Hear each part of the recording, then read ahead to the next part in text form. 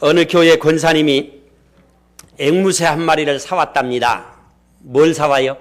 앵무새. 그런데 이 앵무새하고 같이 사는데 이 앵무새가 버르장머리가 없어요.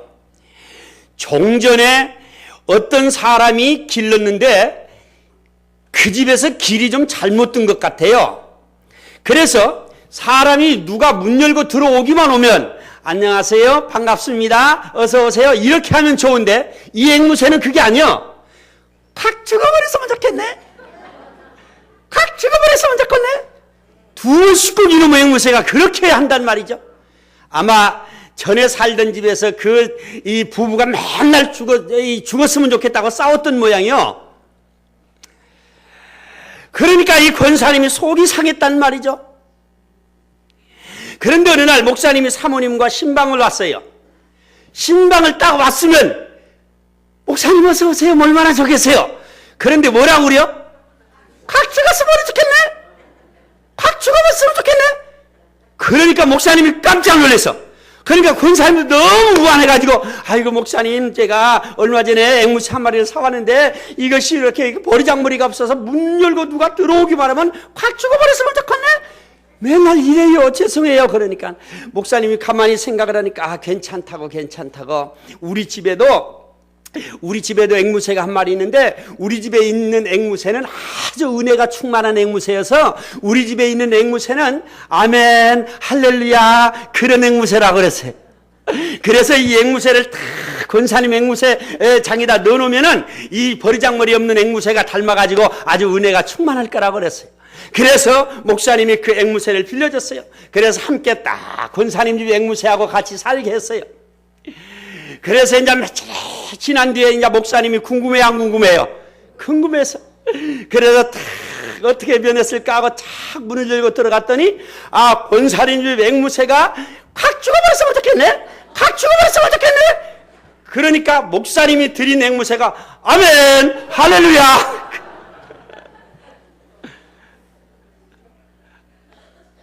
아멘이 무슨 말인지 아시죠?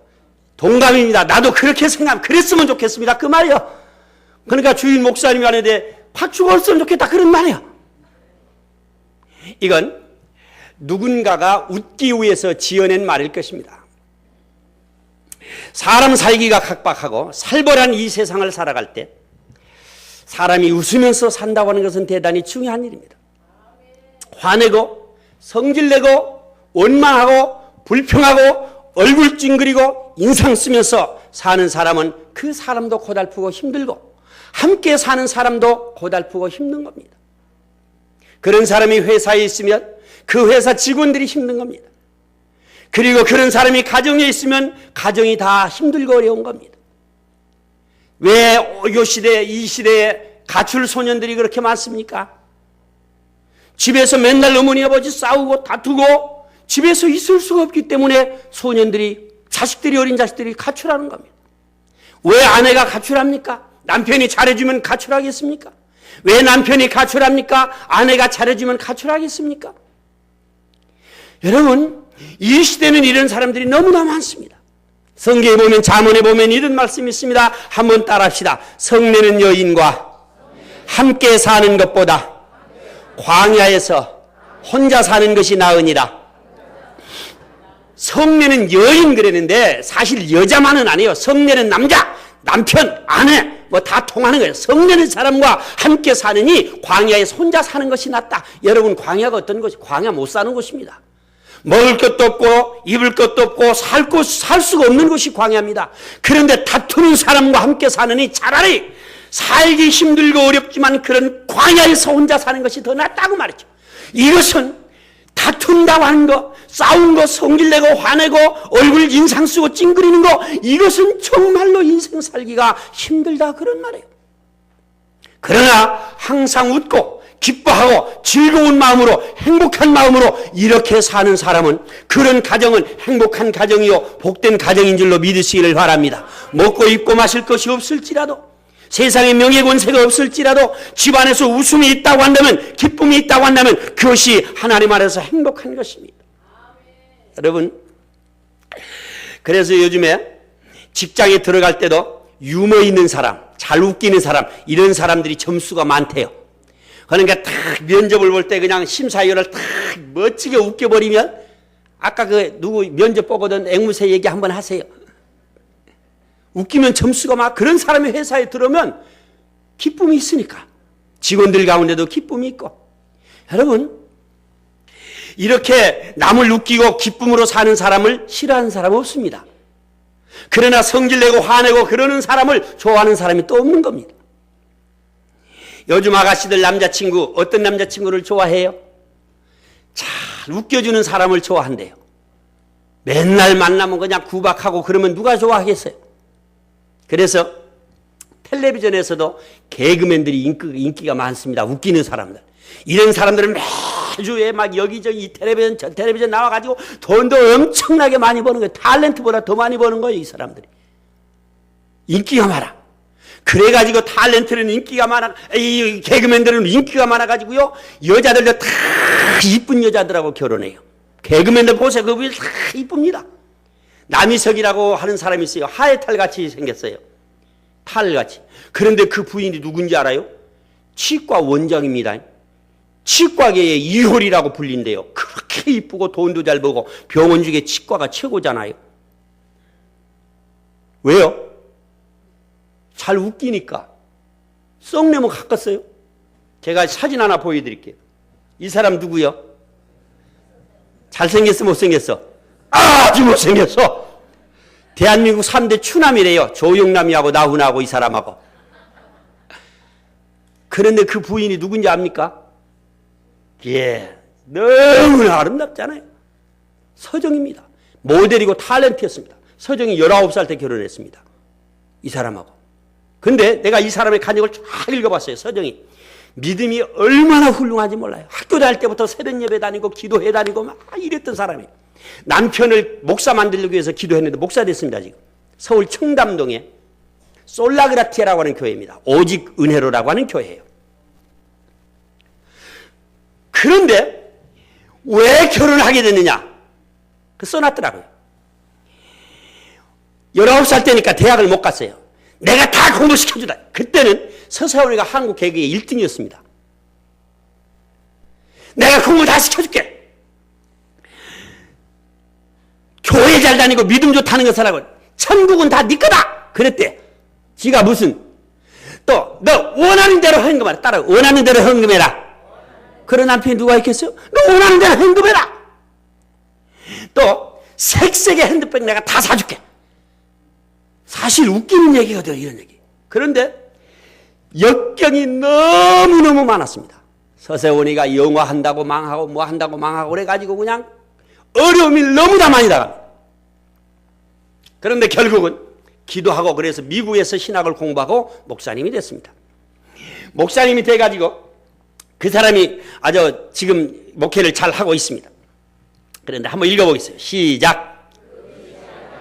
예, 그 빛이 하나님 보시기에 좋았더라 그랬어요. 이 서세원이도 이렇게 못생겼지만 아름다운 여인과 결혼할 수 있었던 것은 웃겼기 때문이에요. 웃겼다. 그러므로 웃는다고 하는 것은 대단히 중요한 것이란 말이죠. 독일의 어떤 신학자는 이런 얘기를 했습니다. 하나님께서는 폭소 가운데서 세상을 만드셨다 그랬어요. 폭소. 웃으면서 하나님께서 천지 만물을 만드셨다. 그래서 창세기 1장 4절에 여기도 보세요. 그 빛이 하나님 보시기에 좋았더라. 따라합시다. 하나님 보시기에 좋았더라. 하나님 보시기에 좋았더라. 좋았더라고 하는 말은 히브리어로 토브라고 하는 말. 토브라고 하는 말인데 이 토브가 뭐냐? 좋다, 선하다, 유쾌하다, 즐겁다 그런 말이에요. 그러므로 하나님께서 빛이 있으라 하고 빛을 만들었을 때 빛이 쫙 생기니까 너무나도 기쁘다고 말이죠. 좋았다고 말이죠. 하나님이 묻힐 땅이라 칭하시고 모인 물을 바다라 칭하시니 하나님 보시기에 좋았더라. 여기도 역시 즐겁다, 유쾌하다, 기쁘다고 말이죠. 기쁘다. 하나님이 지으신 모든 것을 보시기에 따라합시다. 심히 좋았더라. 심히 좋았더라. 심히 기뻤다고 말했죠. 이런 말씀을 두고 하나님은 천지 만물을 만드실 때 바로 폭소 가운데서 만드셨다. 그런 말씀을 하셨어요.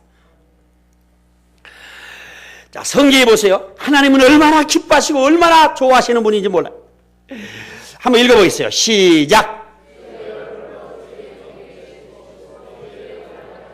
자, 우리가 가지고 있는 성에는 주의 얼굴로 주의 종에게 비치시고 그랬는데, 어떤 성, 공동번역에는 당신의 종에게 따라합시다. 웃는 얼굴을 보이시고. 사람의 얼굴은 크게 두 가지로 나눌 수가 있겠죠. 성난 얼굴, 웃는 얼굴. 그런데 주의 얼굴을 주의 종에게 비춰달라고 말은 성난 얼굴로 비춰달라 그런 의미가 아니겠죠. 하나님이여 주님의 웃는 얼굴을 내게 보여주시옵소서. 웃는 얼굴을 보이시고 당신의 뜻을 가르쳐 주소서. 웃는 얼굴로 표현했어요. 웃는 것은 기분이 좋은 거예요. 기쁜 거예요. 자, 하나님은 이와 같이 기뻐하시는 하나님이에요. 웃으시는 하나님이다. 야, 성경 스바냐서에도 뭐 이런 말씀이 있습니다. 그가 너로 인하여 따라합시다. 기쁨을 이기지 못하여 하시며, 하나님이 너로 인하여 기쁨을 이기지 못한다. 오늘 이 시간 주님 앞에 나온 여러분을 향해서 하나님이 여러분을 보시고 기쁨을 이기지 못한다고 말이죠. 기쁨을 이기지 못해. 어린 손주가 팔짝팔짝 뛰면서 할머니를 쫓아다니면 기쁨을 이기지 못하겠지. 기쁨을 이기지 못하여 너를 잠잠히 사랑하시며 너로 인하여 즐거이 부르며 기뻐하시리라 그랬어요. 어떤 성경에는 명절이라도 된 듯 기쁘게 더덩실 춤을 추시리라 이렇게 번역했어요. 하나님께서 기뻐서 그냥 더덩실 춤을 추신다. 하나님은 이와 같이 기뻐하신 하나님이다. 웃으시는 하나님. 여러분은 하나님이 어떤 하나님이라고 성경에 그랬어요. 이 찬송가 359장에 보면 예수가 함께 계시니 시험이 오나 겁없네. 기쁨의 근원 되시는 예수를 위해서 합시다. 기쁨의 근원이 예수님이에요. 기쁨의 뿌리가 예수님이요. 기쁨의 뿌리가 하나님인 줄로 믿으시기를 바랍니다. 그러므로 우리의 진정한 기쁨은 하나님으로부터 오는 겁니다. 우리의 진정한 기쁨은 예수님으로부터 오는 것입니다. 이것이 진짜 기쁨입니다. 세상으로 오는 기쁨이 아니라 하나님으로부터 오는 기쁨, 예수님으로부터 오는 기쁨이, 이것이 진정한 우리의 기쁨이 되는 것입니다. 하나님은 이와 같이 하나님만 기뻐하시는 분이 아니라 기쁨을 주시는 분이요, 웃음을 주시는 분, 기쁨을 주시고 웃음을 주신다. 창세기에 보게 되면 아브라함의 부인 이름이 사라예요. 사라인데 아브라함이 75살, 사라가 65살 살 때까지 아기가 없었습니다. 65살이면 이제 끝났습니다. 여자의 생명은. 그런데 어느 날 하나님이 오셔가지고 아브라함 보고 그래요. 내가 너에게 임할 것이니 내 아내가 잉태하여 아들을 낳으리라 그랬어요. 그 사라가 저 뒷방에서 그 소리를 들었어요. 그래가지고 속으로 웃어서, 아이고 하나님, 내가 나이가 올해 65인데 하나님 내 몸은 내가 잘 알지요. 이렇게 하면서 속으로 웃었어. 그러자 하나님께서 사라가 왜 웃느냐? 그러니까 내가 안 웃었습니다. 웃었으면서도 미안해가지고 안 웃었다고 속으로 그랬어요. 속으로 웃었거든요. 근데 하나님 벌써 아시고 왜 웃었느냐? 안 웃었습니다. 네가 웃었느니라. 웃기는 얘기입니다. 65살, 75살에 하나님께서 아들을 낳으리라 그랬으니 속으로 웃었어요. 그런데 65살에도 못 낳는데 75살이 넘고 85살이 넘고 사라가 90살 되고 아브라함이 100살 때 아들을 낳았어. 자, 보세요. 사라가 속으로 웃고 이르되 내가 노쇠하였고 내 주인도 늙었으니 내게 어찌 낙이 있으리요? 어떻게 내가 65살이고 남편이 지금 75살인데 나에게 어찌 그런 낙이 있겠냐? 아들을 낳을 수 있는 낙이 있겠냐고 말이죠. 아브라함이 그 아들 이삭을 낳을 때 100세라. 그대로 25년이 지났습니다. 한번 다 같이 한번 읽어보겠습니다. 시작. 사라 90살, 남편 100살에 아들 이삭을 낳았습니다. 오늘 이스라엘 민족의 조상입니다. 여기 보니까 사라가 아들을 낳고 웃겨 안 웃겨? 생각하면 정말로 웃기는 거예요. 90살 할머니가 아기 낳았다고 하면 웃기겠어 안 웃기겠어? 우리 권사님들이 아들 낳았다고 그래봐 오늘. 웃기는 거예요. 그러니까 사람이 봤을 때도 웃기고 또 웃긴다는 의미가 있어요. 아들이 없었는데 아들을 낳았으니까 기뻐요 안 기뻐? 기쁘다. 그런 의미, 두 가지 의미. 웃기기도 하고 기쁘기도 하고. 야, 누가 이렇게 웃겼어요? 하나님이 웃기셨어요. 그러므로 하나님은 하나님만 웃으시는 분이 아니라 이와 같이 하나님의 백성들에게 웃음을 주시는 분인 줄로 믿으시기를 바랍니다. 하나님은 성경에 보게 되면 시편 30편 11절에 이런 말씀이 있습니다. 주께서 나의 슬픔을 변하여 춤이 되게 하시며 그랬어요. 하나님은 우리의 슬픔을 변해서 춤을 추게 한다. 춤춘다고 하는 말은 기쁨이란 말이죠. 나의 베옷을 벗기고 기쁨으로 띠를 띄우셨나이다. 베옷은 슬플 때 입는 옷이 베옷입니다. 우리가 장례식 때, 장례할 때 베옷을 입지 않습니까? 슬픔을 말하는 거예요. 그것을 우리의 벗겨버렸어. 우리의 슬픔을 버리고 우리에게 기쁨을 주신다고 말이죠. 오늘 이 시간 주님 앞에 나오신 여러분 슬픔이 있습니까? 하나님께서는 여러분의 슬픔의 옷을 벗기고 기쁨으로 주시는 분인 줄로 믿으시기를 바랍니다. 슬픔을 변해 춤을 추게 하신 분이 하나님이신 줄로 믿으시기를 바랍니다.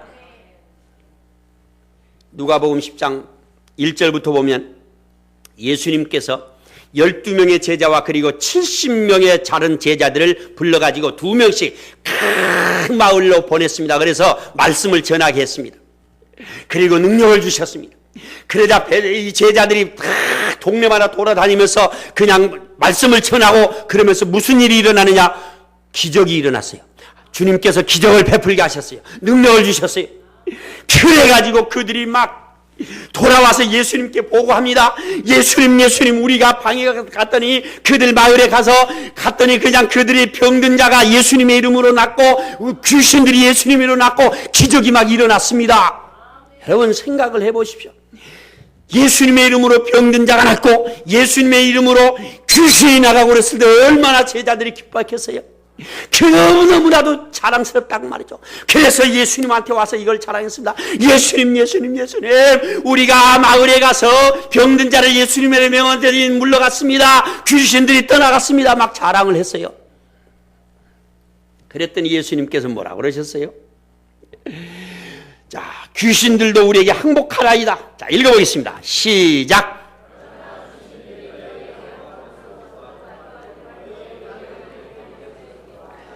그러나 귀신이 너희에게 항복하는 것으로 기뻐하지 말아라고 말이죠. 따라합니다. 너희의 이름이 하늘에 기록된 것으로 기뻐하라. 아멘. 그러므로 귀신이 떠나가고 병든 자가 낫고 이런 기적보다 너희의 이름이 하나님 나라의 생명책에 기록된 것이 더 기쁜 일이라 그런 말이에요. 여러분은 귀신을 쫓아내지 못하고 여러분은 병든 자를 낫게 못할지라도 여러분은 바로 여러분의 이름이 하나님 나라의 생명책에 기록된 줄로 믿으시기를 바랍니다. 그러므로 우리는 그 안에서 이 사실 때문에 기뻐하라는 것입니다. 성경 말씀에 보면 이 말씀 바로 뒤에 나옵니다. 예수님이 하나님 앞에 기도하는 장면이 나옵니다. 이때 예수님께서 성령으로 기뻐하사 가라사대 천지의 주제이신 아버지여 이것을 지혜롭고 슬기 있는 자들에게는 숨기시고 어린아이들에게는 나타내심을 감사하나이다. 따라합시다. 아버지여 이것을 지혜롭고 슬기 있는 자들에게는 숨기시고. 그게 무슨 말이요? 우리의 이름이 하나님 나라의 생명책에 기록된 것이 세상에 가장 기쁜 일이다 하는 것은 슬기롭고 지혜롭다. 세상에 나는 지혜로워, 나는 슬기로워 이래가지고 예수님을 안 믿는 사람들을 말합니다. 어리석고 미련하게 예수 믿는다고 뭐 천국가 이런 사람들을 여기서 말하는 슬기 있는 자 지혜로운 자입니다. 이런 사람들에게는 이게 숨겨져서 이런 사람들은 우리의 이름이 하나님 나라의 생명책에 기록된 것이 기쁜 일인지를 몰라. 그러나 그대 보면 뭐라고 그랬어요? 한번 따라합시다. 어린아이들에게는 나타내심을 감사하나이다. 어린아이가 뭐요? 예수를 믿으면 구원받아 천국 간다 하면 아멘하고 받아들이는 어린아이 같은 영혼, 어린아이 같은 심령들에게는 이것을 나타내셨다고 말이에요. 그러므로 예수 믿으면 천국 갑니다. 예수 믿으면 구원 없습니다. 그러면 아멘하고 믿는 사람은 어린아이 같은 심령이요. 이런 사람들에게는 하나님께서 나타나셨어. 그렇기 때문에 이름이 하나님 나라의 생명책에 기록되었습니다. 아멘. 이런 사람들, 어린아이 같은 심령이요, 이런 사람들에게 이런 것을 나타내 주시는 겁니다. 그러므로 여러분의 이름이 하나님 나라의 생명책에 기록된 것으로 기뻐하고 있다고 한다면 여러분은 여기서 말하는 어린아이와 같은 것이요, 세계에서 가장 기쁜 사건을 여러분이 소유하고 있는 줄로 믿으시기를 바랍니다. 그러므로 여러분, 우리의 이름이 하나님 나라의 생명책에 기록된 것은 대단히 중요한 것입니다. 사실 돈을 많이 버는 것 중요합니다. 돈을 많이 벌어야 합니다.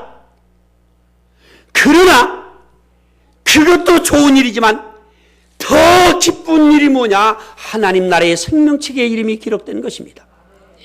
여러분, 우리가 출세하고 성공하고 합격하고 승진하는 거 기쁘고 좋은 일입니다.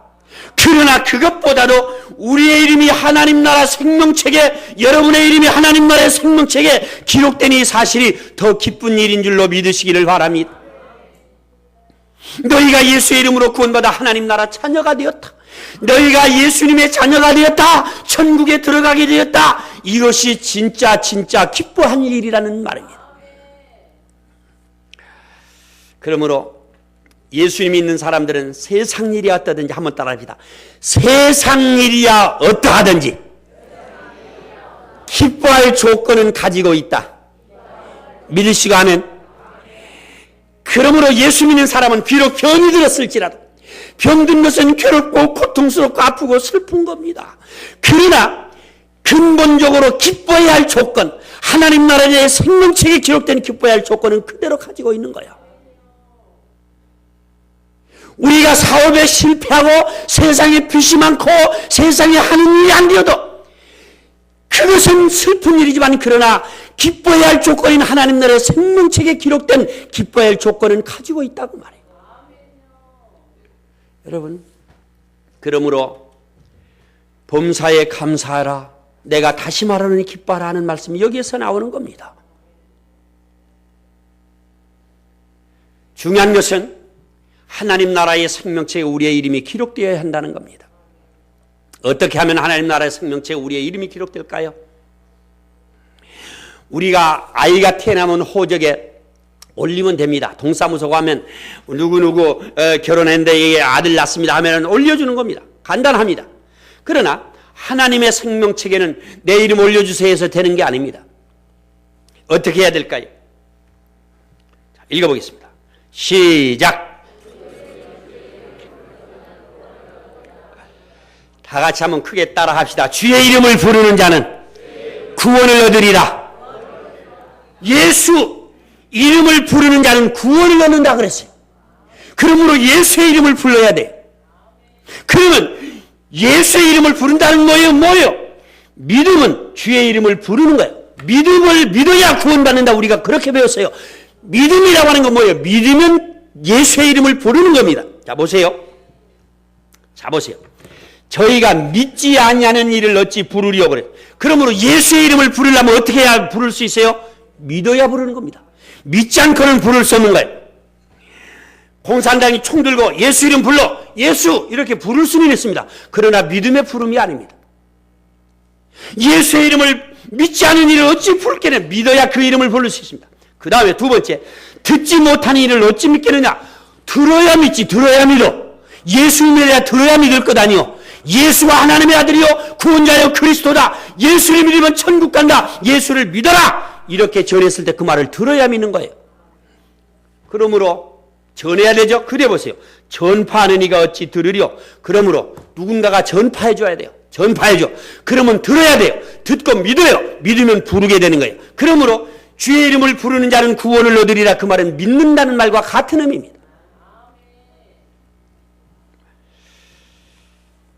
여러분, 예수 이름을 부르는 자, 주의 이름을 믿는 자, 그런 사람들이 구원을 얻고 그 이름이 하나님 나라 생명책에 기록된 줄로 믿으시기를 바랍니다. 그러므로 예수의 이름을 불러 따라합시다. 예수님의 이름을 부르자. 누구의 이름을 부르자? 예수의 이름을 불러야 합니다.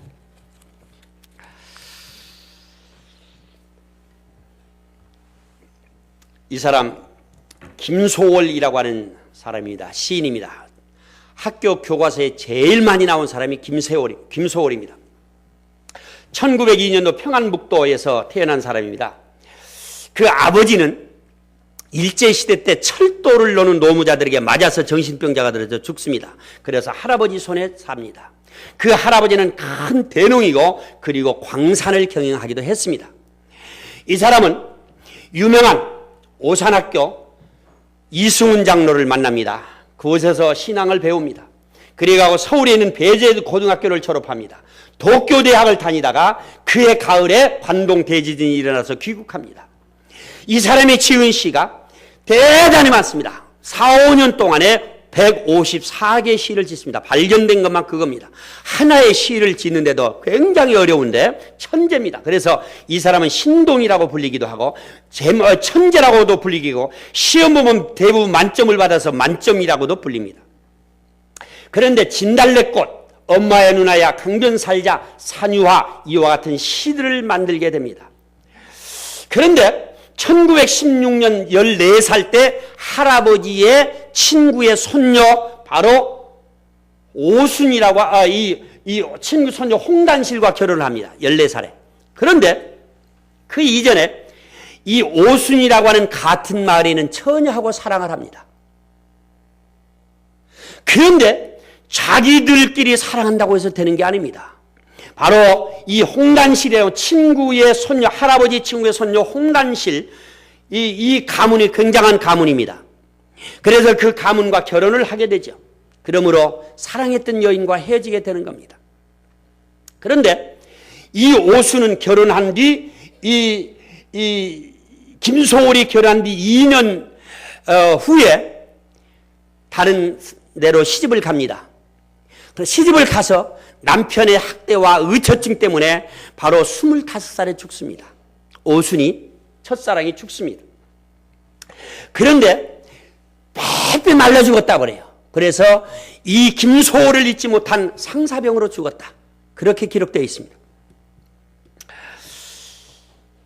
그런데 그가 지은 시가 바로 초혼입니다. 그 오순이라고 하는 첫사랑이 죽은 뒤에 지은 시가 초혼인데 초자가 뭐냐? 불을 초자입니다.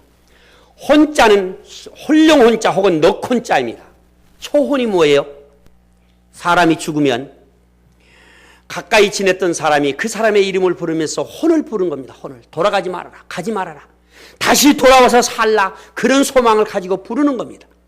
옛날에 시골에 어려서 보게 되면 바로 아버지가 돌아가시면 아버지가 입었던 두루마기나 흰 적삼을 이렇게 잡고 그 혼을 부릅니다. 그리고 그것을 머리맡에 놓거나 지붕에다 던져 놓습니다. 그러면 동네 사람들이 지붕에 그 옷이 던져 있는 것을 보면 그 사람이 죽었다는 걸 압니다. 영화에서나 텔레비전에서 보게 되면 왕이 죽었을 때 어떤 사람이 지붕에 올라가서 북쪽을 향하여 막 그 임금을 부릅니다. 북망산을 향해서. 북망산이 뭐냐면 허난성, 중국의 허난성에 있는 조그마한 동산입니다. 그런데 바로 주나라의 성왕이 그곳에서 죽었는데 그곳에 묻혔다고 그래요. 그래서 귀인들이 죽을 때마다 그 북망산에 묻혔대요. 오늘날 우리나라로 말하면 동작동 국립묘지와 같은 겁니다. 그래서 그곳은 사람들이 죽으면 가는 곳으로 인식되어진 것이 북망산이래요. 그래서 북쪽을 향해서 우리나라도 옛날에 그렇게 불렀다고 그럽니다. 그런데 이 초혼의 시를 보게 되면 그 여인의 첫사랑에 대한 것이 아니냐 하는 것을 우리가 알 수 있어요. 산산이 부서진 이름이요 그랬습니다. 산산이 이름이 부서졌다고 하는 말은 살았다는 말이요 죽었다는 말이요 죽었다는 말입니다. 허공 중에 헤어진 이름이요 허공 중에 헤어졌다 죽었다는 이름입니다. 심중에 남아있는 말 한마디는 끝끝내마저 하지 못하였구나. 심중에 남아있는 말이 무슨 말이었겠어요? 사랑한다는 말입니다. 사랑하던 그 사람이요 사랑하던 그 사람이요 선체로 이 자리에 돌이 되어 내가 이 자리에 당신을 부르다가 죽은 당신을 부르다가 선체로 이 자리에 돌이 되어도 부르다가 내가 죽을 일이며 사랑하던 그 사람이요 이렇게 시를 짓습니다. 이런 시는 바로 이와 같은 것을 뼈저린 아픔이 없이는 이런 시가 나올 수 없습니다. 이것으로 보았을 때 첫사랑 오순을 잃어버린 것에 대한 아픔 때문에 얼마나 그가 괴로워했었느냐 하는 것을 알 수가 있습니다. 그러다가 1943년 12월 24일 바로 성탄절 전날 아편을 먹고 자살하게 되는 것입니다. 그러면 이 사람이 32살에 자살, 32살 젊은 나이입니다. 32살에 죽으면서 자살하면서 무슨 누구의 이름을 불렀을까? 그의 시들을 봤을 때 아마도 오순이라고 하는 그 이름을 불렀을 것이다.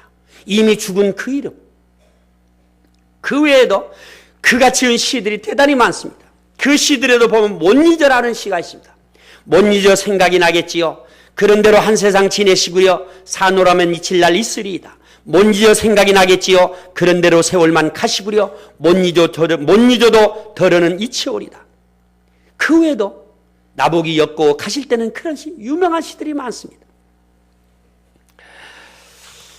여러분, 김소월은 아마도 죽을 때 그 여인의 이름을 부르다 죽었을 겁니다. 여러분은 여러분이 돌아가실 때 부르다가 죽을 이름이 있습니까? 아내들이여, 집에 가서 남편을 붙잡고 당신 죽을 때 누구 이름 부르고 죽을 거요? 묻지 마십시오. 당신의 이름을 불러도 아무런 필요 없습니다. 남편들이 아내를 붙잡고 당신 죽으면서 누구 이름 부를 거요? 묻지 마십시오. 아내 이름 불러도 아무 필요 없습니다. 여러분이 진정으로 불러야 될 이름은 아내의 이름도 아니고 남편의 이름도 아니고 자식의 이름도 아니고 손주의 이름도 아니고 예수의 이름인 줄로 믿으시기를 바랍니다. 예수는 여러분의 이름을 위해서, 예수님은 여러분을 위해서 생명을 버리셨습니다. 예수님은 여러분을 구원하셨습니다. 예수님은 여러분의 믿음을 보시고 여러분의 이름을 하나님 나라의 생명책에 기록하셨습니다. 그리고 여러분을 평생 사랑하셨습니다. 지금도 사랑하고 계십니다. 예수님보다 여러분을 사랑하는 사람이 없습니다. 따라합시다. 예수님이 여러분을 사랑하십니다. 아멘. 예수님보다 여러분을 사랑하는 사람은 없습니다. 여러분이 그러므로 평생 살면서 부를 이름은 예수님인 줄로 믿으시기를 바랍니다. 여러분이 죽을 때 불러야 할 이름도 예수님인 줄로 믿으시기를 바랍니다. 박병기 집사님을 아신 분은 아실 겁니다. 그분은 무슨 병을 오래 앓고 돌아가신 분이 아닙니다. 갑자기 건강하신 분이 하루 저녁에 피를 막 쏟으셨습니다. 그 이경심 집사님 하시는 말씀이 사람에게서 그렇게 피가 많이 나온지 몰랐다는 것을 세숫대야로 타단했다는 거죠. 결국 전북대학병원에서 돌아가셨습니다. 돌아가신 그 현장에 제가 있었습니다. 숨을 헐떡이면서 며칠 만에 돌아가셨습니다. 이경심 집사님, 박병기 집사님을 향해서 예수의 이름을 부르세요. 예수님, 예수님, 예수님 하세요. 예수님, 예수님의 이름을 불러라고 막 그럽니다. 그러니까 그 박병기 집사님이 숨을 헐떡이면서도 예수님, 예수님, 예수님, 예수님을 이름을 부르다 돌아가셨습니다. 여러분, 우리는 죽으면서 불러야 할 이름이 예수의 이름입니다. 여러분이 부르면서 죽어야 할 이름도 예수님입니다. 예수님은 우리의 소망이요 희망이요 우리의 승리의 이름인 줄로 믿으시기를 바랍니다. 그러므로 오늘 이 시간 주님 앞에 나오신 여러분, 주님께서 오라고 부르실 때 오직 예수님, 예수님의 이름을 부르시다가 사랑하는 예수님께로 가까이 갈 수 있는 여러분들이 다 되시기를 예수님의 이름으로 간절히 축원을 드립니다.